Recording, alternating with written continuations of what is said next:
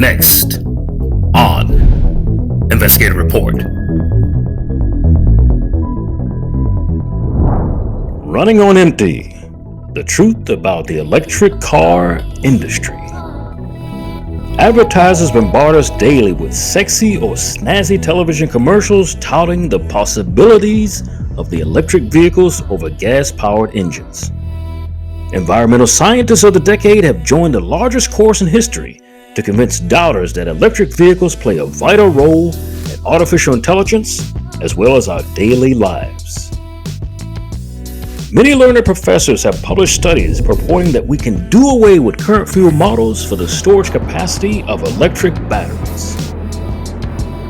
Consumers are cautioned that their analog society is fastly being replaced by the electric start key of the future. But is electrification of the car industry feasible without fossil fuels?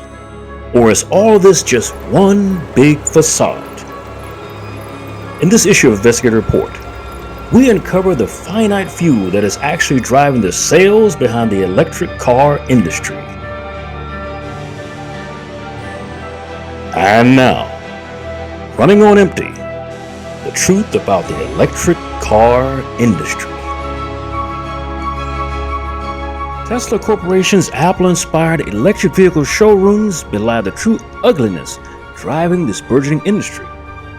To witness that ugliness up close, we go from clean showrooms on Main Street to the heart of the poor city in Central Africa's Democratic Republic of Congo. Here, in the village of Kawezi, you will find slave labor of school-aged children as young as 6 years to mine the dangerous mineral cobalt, which powers electric vehicle batteries. International wealthy Chinese corporations flock here to feed the electric car industry and to exploit safety and labor practices long since abandoned from sunup to sundown for as little as $2 a day. In a moment, we will discuss this dark side of the industry. But first we question, is it really feasible to replace all gasoline-powered engines with electric vehicles? Or is this yet another cleverly manufactured idea to sell more expensive cars? In an effort to address some of the myths and facts around the electric car industry, Investigative Report will concentrate on the top sellers who claim that their cars produce zero emissions. Imagine, zero emissions, how that would do great for the ecology. But this is untrue. The Swedish Environment Institute has come up with a report which outlines the potential carbon impact of battery production. This report shows that battery manufacturing gives rise to 150 to 200 kilograms of CO2 equivalent per kilowatt hour of produced battery. Now, Tesla's Model S, for example, has a 100 kilowatt battery, which means that when someone buys the car, they already are taking home a battery that has created an average of 17.5 tons of CO2 in its production process. Amazing. 17.5 tons of CO2. Now, Tesla Corporation is only one of the 5 top sellers of electric vehicles in the US today, but represents 4 of the 10 most sold and dependable electric vehicles on the road today. Tesla's brand ranks as the most valuable among car companies. Now, they take the 9th spot at $66 billion.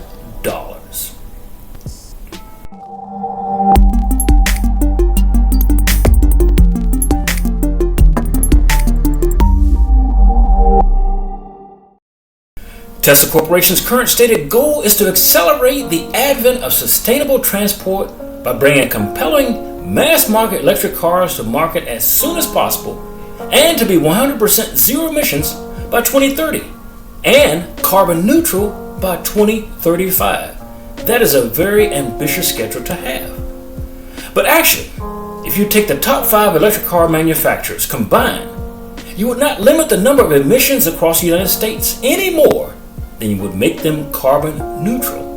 And a lot of people are not aware of this fact. These cyclical industry slogans are for public consumption only and do not represent the reality of a coming future with thousands of flue gas stacked towers dotting the landscape across America. Electric vehicle manufacturers, in their zeal to sell one of the most coal-powered vehicles since the steam locomotive engine that billowed charcoal smoke into the sky, have forgotten to tell us what we can expect with an all-electric roadway system. There is something more to look forward to than just an electric car. What is behind the production? What does it take to fuel that production? For one, we can expect mile-long lines to recharge our vehicles similar to the gas lines of the oil embargo during the Richard Nixon administration. The long lines for fuel, running out of fuel. This is what you have to charge a lot of electric vehicles at one time. In the 1970s, it took one oil embargo to get gas lines 1.5 miles to 2 miles back. Tesla and other electric car manufacturers have achieved this with every new car off of the assembly line. Here is an example of that feat achieved by a YouTuber, Spec Reviews, that shows one of these lines 3 years ago. So we're sitting here at a supercharger here in Las Vegas where we have Drew's Tesla Model 3 Performance, of course. We have Brandon's Model X. We came out here to shoot a little road trip. That video will be coming soon on our sister channel, Out of Spec Motoring. And we basically arrived at a little bit of a line. Now this is a fairly small version 3 supercharger. And there's 1, 2, 3, 4, 5, 6, 7, 8 stalls. However, we looked at the rest of Las Vegas, and there's only one supercharging station out of the 4 or 5, I'll show you in the car, that has only some stations available. 3 are available in the entire city. It's not like this is a peak hour. It's about 11:15 in the morning on a Saturday, and we decided we're going to go up into the canyons. I was going to shoot a review of this car. That'll come after this, and we're like, let's go charge them up, and here we are in a line. So, this is going to become more prevalent coming into the future. So let's go in the car. I'll show you what's available in the city right now. I also was at an Electrify America station today. Zach, you went to a different Electrify America station today.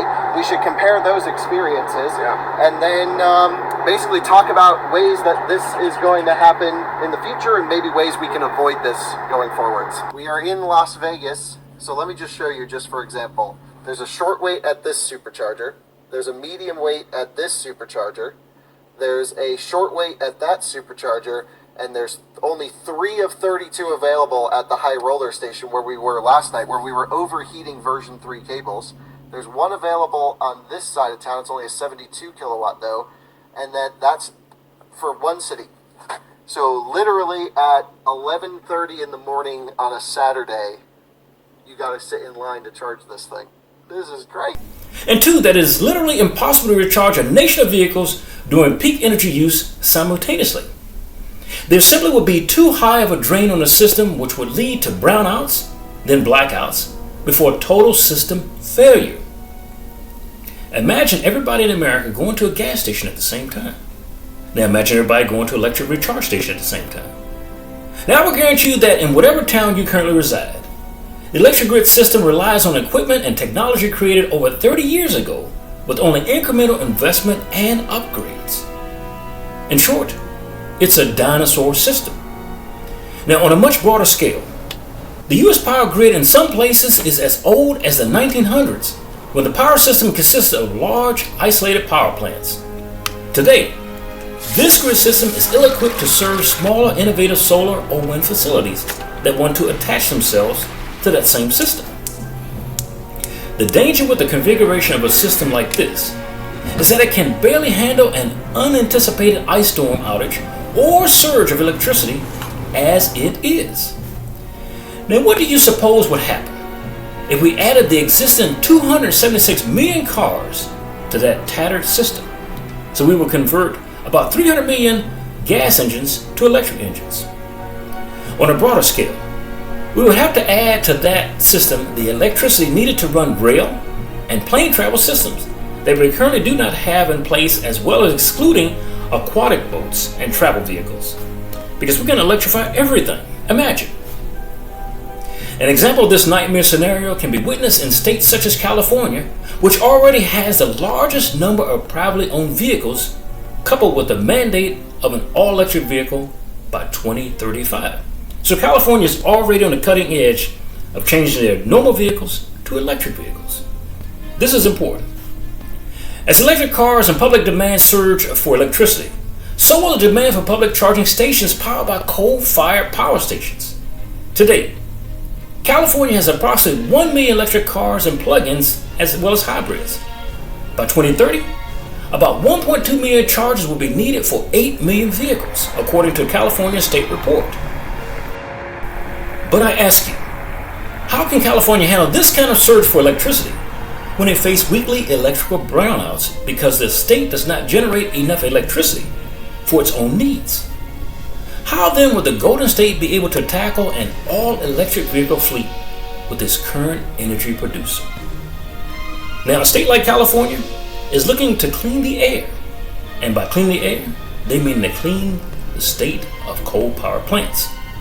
California is said to be one of the most economically friendly states, with plans to shut down its last remaining coal-fired plants for energy renewables. California's Argus Cogan plant in San Bernardino County has a capacity of 63 megawatts of electricity. That's a large amount. Now, this is only enough to power about 10,000 homes. As far as pollution output, this one plant serves its current customers at a capacity of 1,055,000 tons of CO2 emissions. CO2 or carbon dioxide emissions are said to be the primary driver of global climate change. So in this case, it will be a damn if you do, damn if you don't. So if you don't like coal-fired plants now, just wait till electric cars come along. Now, if California would rely on its own press releases for moving to renewable energies to power vehicles over coal-fired plants, it would have to first figure out a way to boost its current capacity of solar power lines. Now that stands at 15.4% only. California needs to boost their reliance of wind turbines, which currently stands at 7.2% only. The Golden State would have to increase its dependency on nuclear energy, which hovers barely at 9%. But what California and the rest of the West could not do is increase their dependency on hydroelectric energy, which is expected to be cut in half from its current rate of 9% due primarily to western droughts. Now, in the past, California as well as the West could depend on hydroelectric power until the droughts out west made the water fall lower and lower. California's other saving grace would be the 48% reliance on natural gas, which is by all estimates cleaner than coal, but in some ways just as dangerous to the environment due to the massive or passive leaks of that energy source. A new study found that natural gas used in homes throughout the greater Boston area contain varying levels of volatile organic chemicals that, when leaked, are known to be toxic. They are linked to cancer and came from secondary health damaging pollutants such as particulate matter. So in each energy source, there will always be a drawback. A component of raw natural gas, VOCs, such as propane and ethane, can leak from pipes, valves, storage tanks, and from underground during oil and gas operations. VOCs can then react with other gases in their air to form lung-damaging ozone pollution. Now, a chief component of smog. So if you didn't get over the smog of the 1970s, it's about to come back around.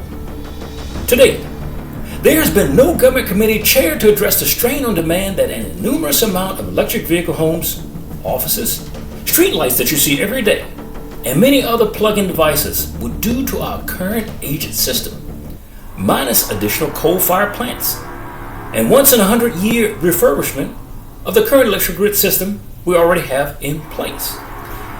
Now, even if we had the greatest electric system, we updated every wire in this country, it still cannot handle a whole generation of electric cars. But even a more nightmare scenario of a citywide blackout, unintended consequences of feeding the constant need for cobalt to battery factories fed by the Democratic Republic of Congo. So as of today, we get about 80% of all the cobalt coming out of one poor country in the Congo. Now, most all foreign corporations that mine in the Congo for cobalt are mainly owned by Chinese. Now, those Chinese corporations get by with the exploitation of DRC citizens that would be illegal in most anywhere else on the globe today. But when the stakes are high, manufacturing, or future prosperity for a few provides wealth. Now, slavery is not out of the question in these particular situations, no matter what part in history you may have. Cobalt is one of the main ingredients in the manufacturing of lithium-ion batteries. It is cobalt in its natural mind state that is driving the modern-day child slavery system in cities such as Kolwezi. Now, Kolwezi is a city in the Democratic Republic of Congo, where citizens dig by hand underground at a depth of hundreds of feet without proper ventilation, safety equipment, or employee rights. You cannot imagine a mining site where they use caterpillars. This is all by hand. Now, many miners, if you can call them, lose their lives on a weekly basis from cave-ins just to be paid enough to feed their families for one night. One day's wages, one night's food. In villages like Kolwezi, the miners' wives' newborn babies are developing birth defects. Adults in the region alone are experiencing respiratory problems from citizens breathing in dust particles that coat a greater portion of the village. Now, this irradiated dust has been extracted from the mine's waste material and brought to the surface. So cobalt has a very dangerous byproduct dust that comes from it. Exposure to cobalt may cause cancer to the workers in the mine shaft. Workers may be harmed from exposure to cobalt and cobalt-laced products. Now, the levels of harm depend upon the dose, duration, and work being done, as well as the age of the worker. So an adult might be able to tolerate something more than a child. But the child in there, as an adult, is going to be great damage as well. These irradiated dust particles and heavy materials are responsible for birth defects in Kolwezi, as well as the deaths of farms in the area that depend on one local river source. A river that is now poisoned by heavy metals and acids that take place from the processing of this rare material. This river is now dead to all fish because they have died off because of the poisoning. That river, once teemed with fish, is now nothing more than an open cesspool.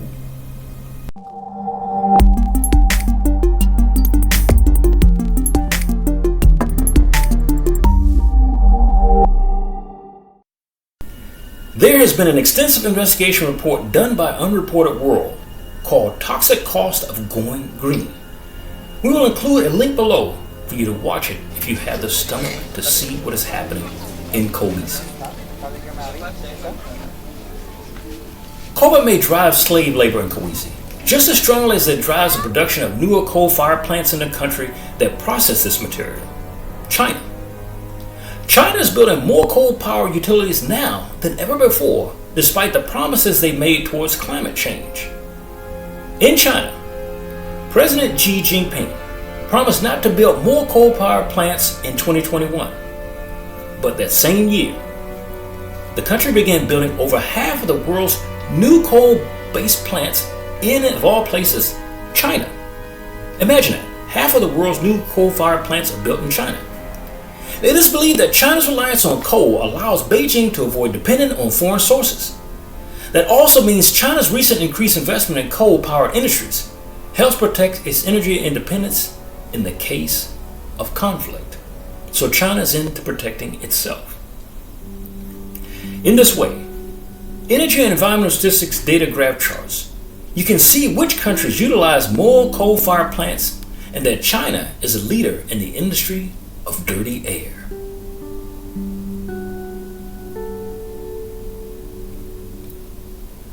But to really produce as many electric vehicles as the United States would like to see, we would have to build just as many coal or fossil fuel fired plants in the US, Canada, and Mexico just to stay relevant in the electric car industry that's coming.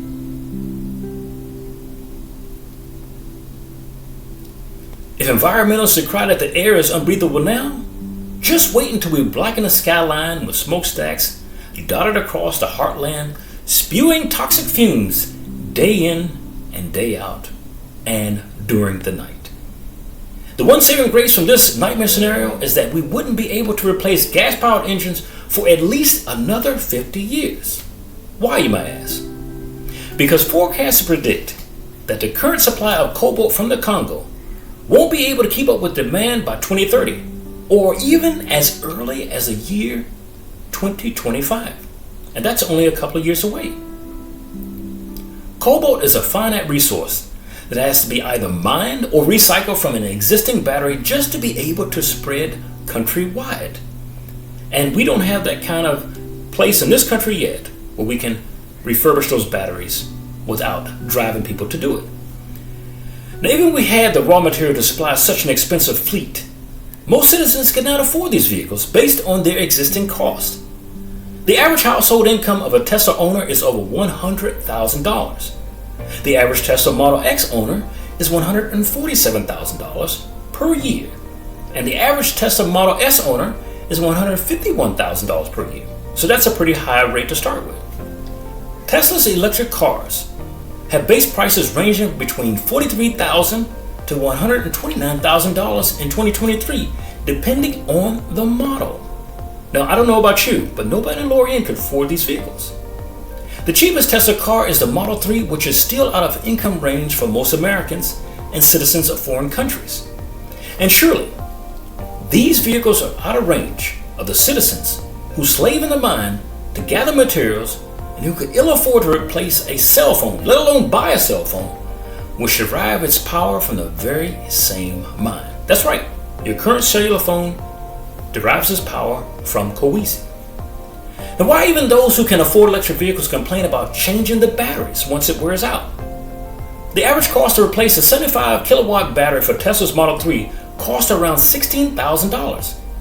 However, battery costs could change depending on your car's model.